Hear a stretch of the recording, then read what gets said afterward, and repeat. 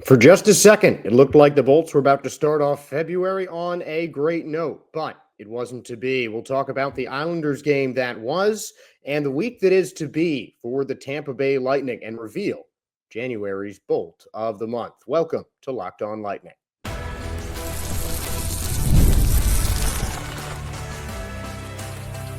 You're Locked On Lightning, your daily podcast on the Tampa Bay Lightning, part of the Locked On Podcast Network, your team every day. Josh Sperber welcoming you all into another episode of Locked On Lightning, and thank you for making Locked On Lightning your first listen every day. We're part of the Locked On Podcast Network, your team every day. And if your team is the Tampa Bay Lightning, then this is the show for you. Today's episode is brought to you by FanDuel. New customers can bet just $5, and if you win, you'll score $200 in bonus bets. Download the app or head to FanDuel.com to get started. And we'll get started by going over that game, a little recap for you guys. Lightning were outshot for a rare time, 36-30 in favor of the Islanders. And the Lightning got off to a great start in this game, and that is something that I think they always look to do. An offensive team, I think, really needs to just come out of the gates firing just to put that extra pressure on the opponent. And they did that. Early on, the Lightning had a couple of chances, and they ended up with the game's first goal.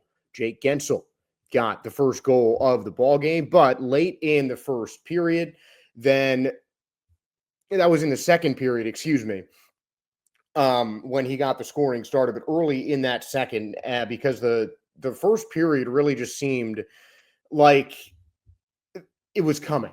There were chance after chance after chance. They kept getting stopped, but you could just tell a goal was coming. And then Guentzel was able to just tip that one in, coming off of a rebound coming off that Cernak shot. Really great positioning for Guentzel, and that was Cernak's intention. Also got Gage Gonzalez on the board, still up from Syracuse, and scored in back-to-back games for the first time in his career. Points, in that.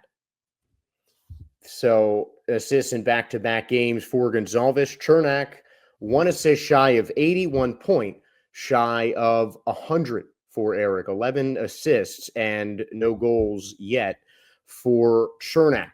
But then, as I mentioned, the second goal right at the end of that first period, or that second period, from Boqvist, and on to the third, where it was Kyle Palmieri who put one in the middle, and just another couple of unfortunate goals from the Lightning. Some defensive mistakes, I think, definitely contributed to this loss, and it was pretty evident in those goals. But Nikita Kucherov seemed to be the savior, getting the tying goal so late in the period. At that point, you think the momentum's right with the Lightning. But then right in overtime, it's all Islanders. They get a quick one. But again, off of a defensive mistake. Kucherov just didn't get back quick enough to get the open man. The Lightning didn't close out the puck in the Islanders zone, or in the Islanders defensive zone. And in a 3-on-3, those little things can slip past you. And the Lightning made a defensive mistake, and it led to a game-winning goal for the Islanders. The only silver lining on this dark cloud is the fact that, looking at the standings, the Lightning are still fourth in the Atlantic Division, tied on points with one more win and 3 games in hand over the Boston Bruins at fourth. So the Lightning get the edge for the fourth place spot. Bruins in fifth. The Red Wings, though, sit behind them in the sixth spot. We're going to talk more about them a little bit later on, as the Red Wings are one of the 4 teams the Lightning have yet to play before the Four Nations break after the Sunday game against Montreal. And then the Four Nations break, obviously, will bring a time for the Lightning to relook a lot of things, and hopefully just the bad puck luck will stop. Puck luck, whatever it is, but it's just, more of the same. John Cooper just continued to talk about the team's frustration and how they couldn't keep the puck in the net. Jake Gensel mentioned it as well, even though he put his 26th point of the season, or 26th goal of the season.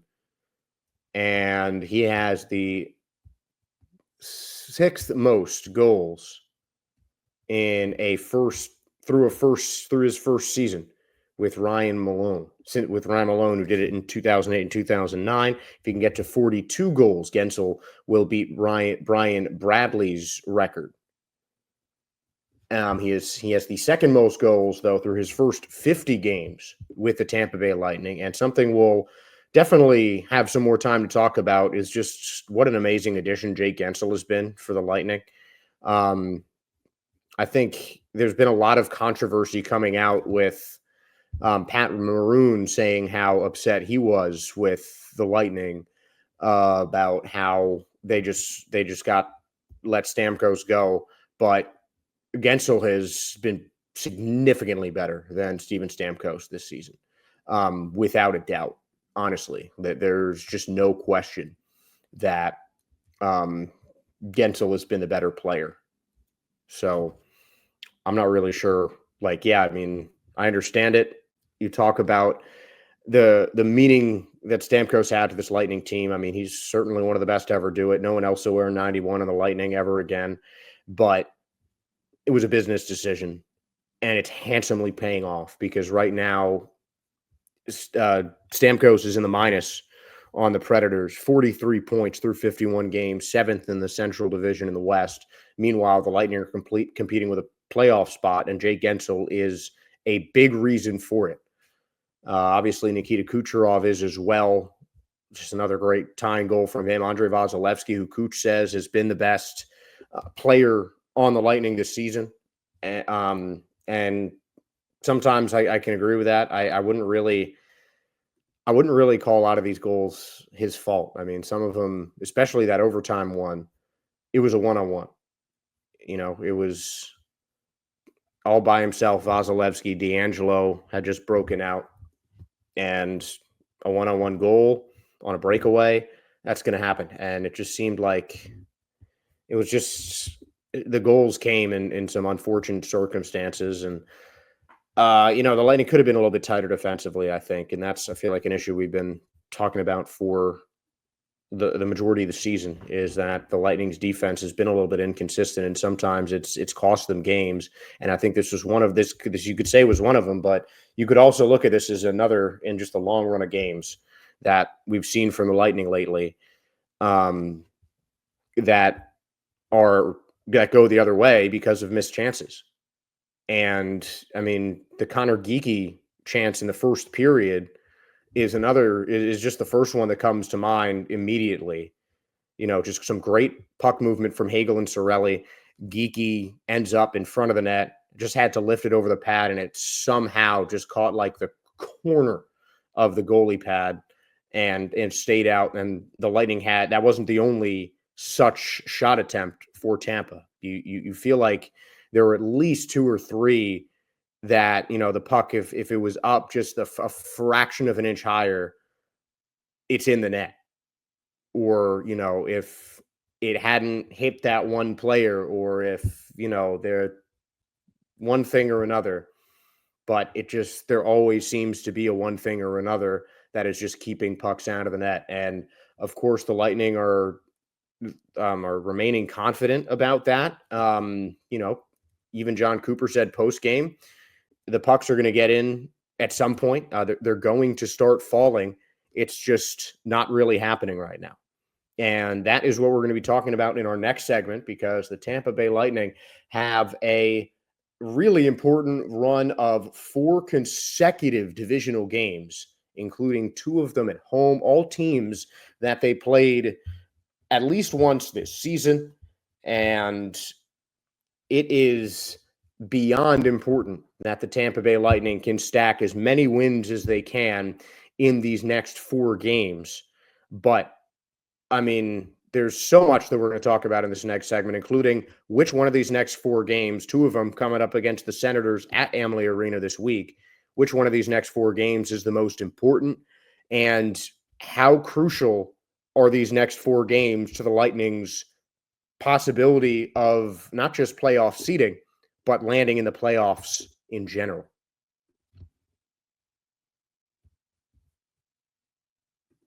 Super Bowl 59 is here. Sunday, to be exact. 1 game, 2 teams, endless possibilities. And there's no better way to make every play more exciting than the FanDuel Sportsbook. Whether it's predicting the first touchdown, calling the MVP, or even betting on the coin toss, FanDuel makes it easy to get in on the action. With live betting all game long, you can adjust your bets as the game unfolds and feel the thrill from kickoff to the final whistle. The live betting feature lets you stay involved no matter what happens on the field or the ice, and the app is super easy to navigate. Plus, knowing that you can place a $5 bet and potentially win $200 in bonus bets for the Super Bowl, that is icing on the cake. So download the app or head to FanDuel.com to get started. Bet just $5, and if you win, you'll score $200 in bonus bets. That's FanDuel.com. Bet with FanDuel, official partner of Super Bowl 59. And welcome back to Locked On Lightning. And when you look at the title Playoff Hockey in February, it's kind of confusing. But even Jake Gensel referred to this next series as a 2-game playoff series because in a lot of ways, that's what it is. And we'll talk about this more tomorrow. But you look at where Ottawa is in the standings. The Lightning have 1 game in hand on the Senators. And the Senators have 2 points in favor of the Lightning. Ottawa 28-20-4, the Lightning 27-20-4.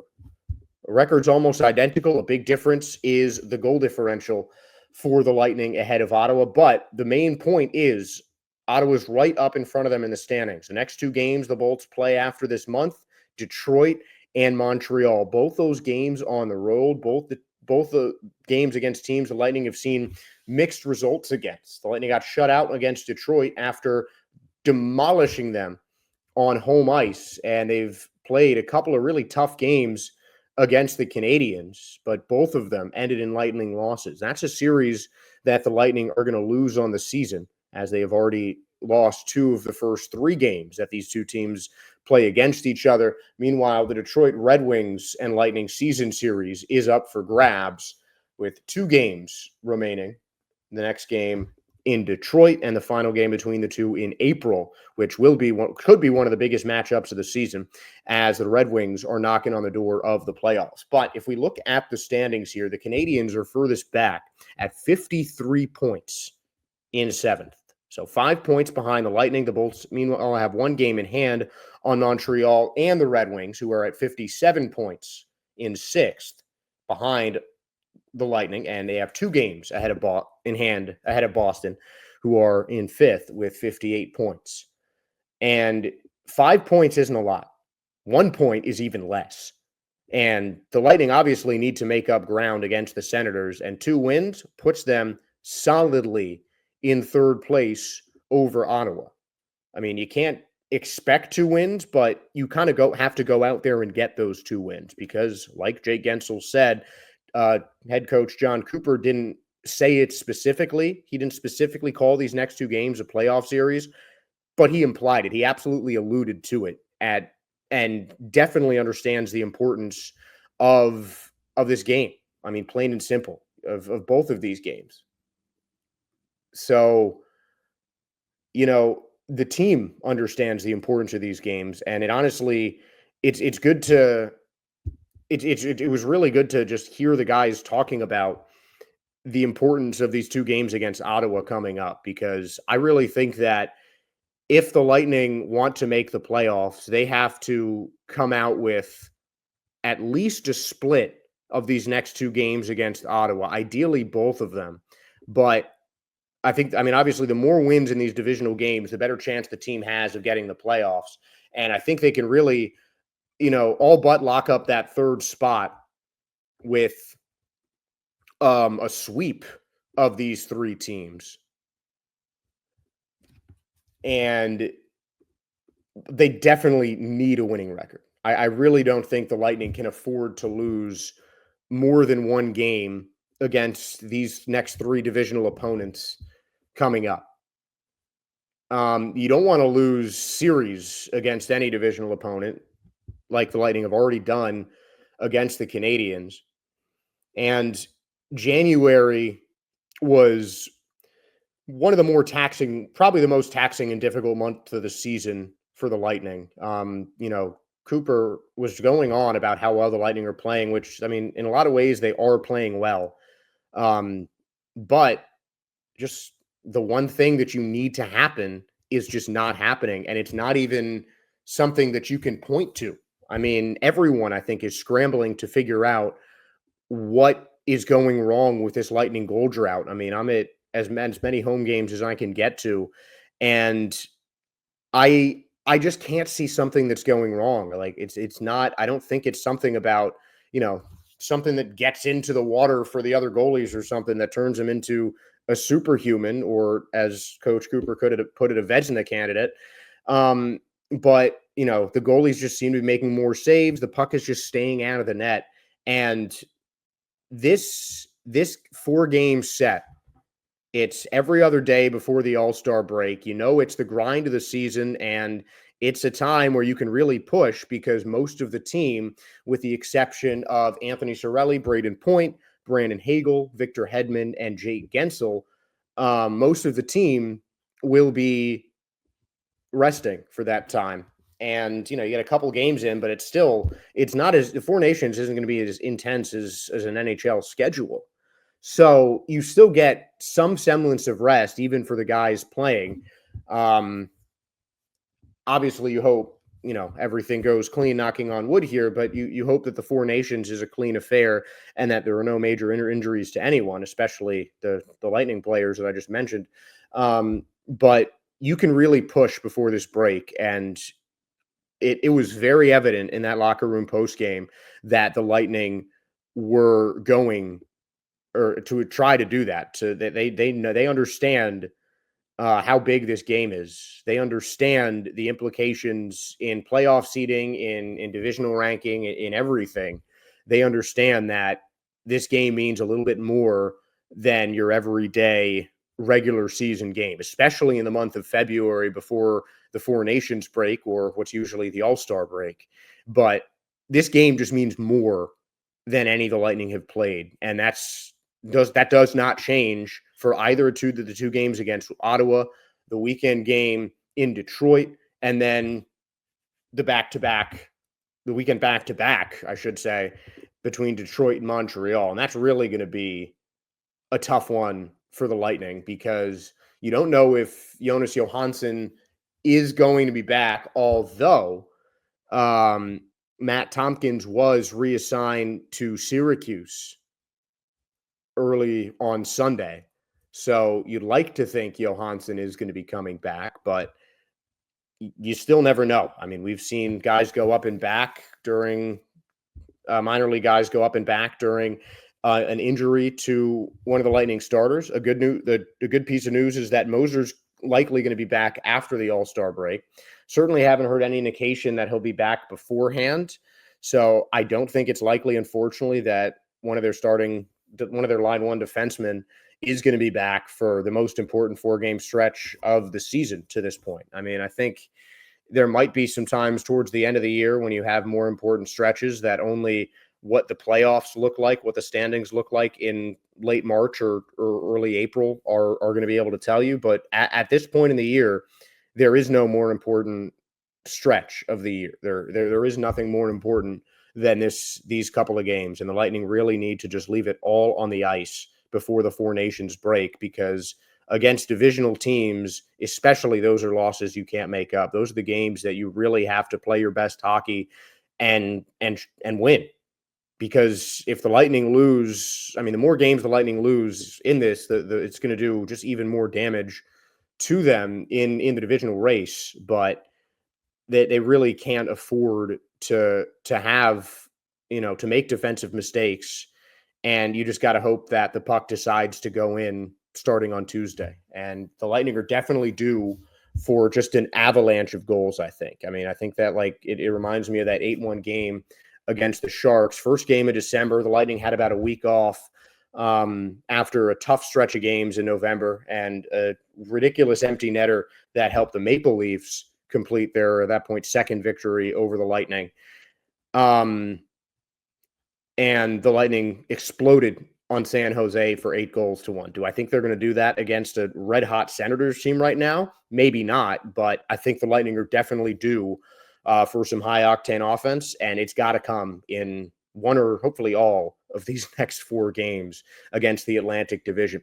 And we'll finish off on a higher note. Really, this is just going to be praising Nikita Kucherov in the next segment because he is January's Bolt of the Month.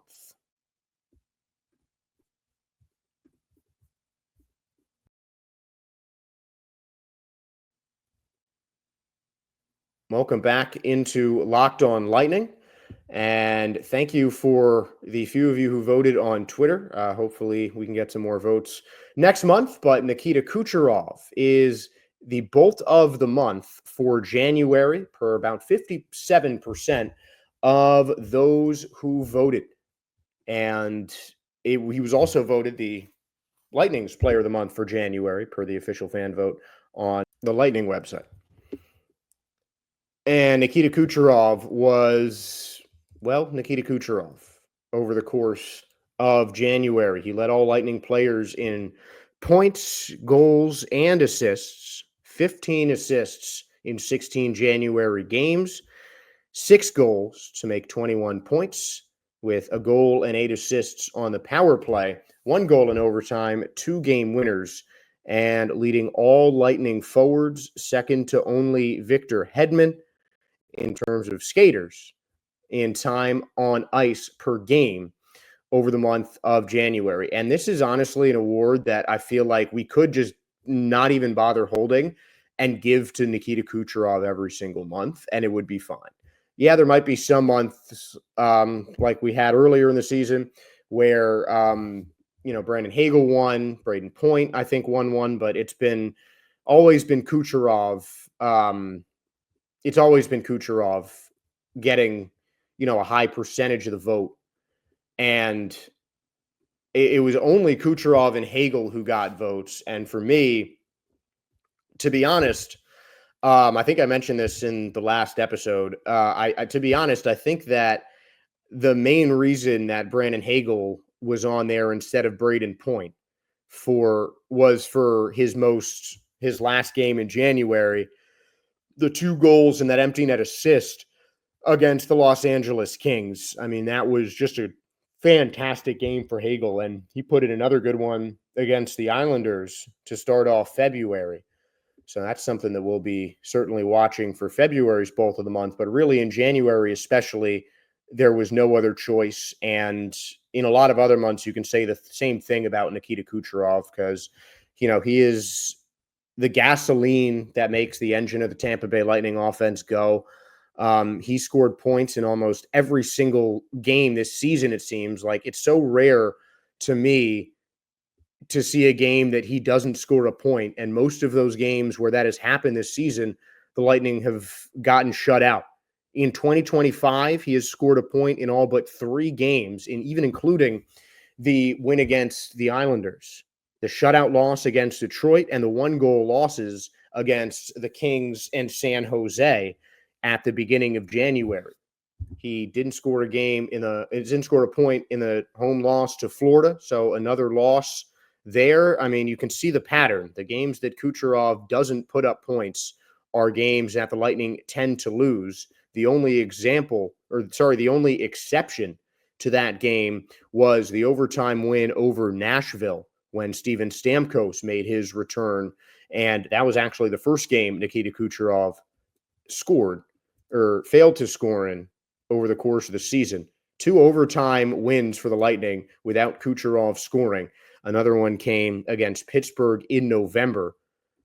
Other than that, though, it has been all losses. And I'm honestly surprised that there's more than one win for the Lightning without Kucherov scoring points because, again, it just seems like he has a hand in everything the Lightning do offensively. And he even shows frustration if he doesn't get a goal in, like he just kind of expects to. I mean, the reaction that Kuch had to his 600th career assist didn't exactly go viral, but it certainly circled around the internet and the social media sphere, particularly amongst Lightning fans. And it was just cool, plain simple. It's easy for him. It's an expectation for him, not something that, you strive to. That's just the kind of player that he is. He's just on a level, just different from anyone else. And, while I did say something against some of the comments Pat Maroon said earlier when he was talking about the Lightning's handling of Stamkos's departure, I did disagree with those, but he did mention that Nikita Kucherov takes about 2 weeks of off time during the summer and then is right back on the ice. And, I remember hearing in the beginning of the season from the coaches, anytime they talk about the power play or they talk about changing up something on the offense, they talk about Nikita Kucherov and how he was right there with them trying to, push for more practice time on power plays and trying to just get more work in. I mean, this guy is just so dedicated to the game of hockey and to winning games. And that's another thing that was just so frustrating about the loss against the Islanders, because it's not January, but Kuch making his February Bolt of the Month case for the Lightning. And it just that goal was just one of those, we're winning this kind of games. It went off a deflection and went to the other side of the post. Then Kucherov was aiming. He was going for far post. It deflected off an Islanders defender, hit near post to tie the game with about 25 seconds left. And, it wasn't where Kuch was aiming, but the goalie didn't see it. And that was just one of those, we're going to beat you guys kind of goals. But it didn't work out like that. And that, just frustrating to see, especially with all the other missed chances the Lightning had. But it just shows, it's just another one of those games that the Lightning, you just don't think would be in sometimes without Kucherov. It wouldn't have been as close as it was, but Kucherov still secured the Bolts that point. And right now, that 1 point that Kucherov just secured for the Lightning is stopping them from being out of a playoff spot currently. They're fourth place in the Atlantic Division right now, and the Red Wings are 1 point behind them. So they've got teams in the Atlantic Division knocking on the door, and that's what I was talking about really in the last segment. There's so much competition for the Lightning that they really need to, be near perfect in these next 4 games. And Nikita Kucherov is always going to be the key to anything resembling perfection for the Tampa Bay Lightning. He makes the offense go. He's a true leader of the team as well. It might not seem that way because of his kind of quiet disposition, and he doesn't speak to the media all that often, but he's still a respected presence and a true leader in that locker room, and that is unquestionable. That he wouldn't have the A without it. You don't just give a guy a letter because he's the best player on the planet, although it helps.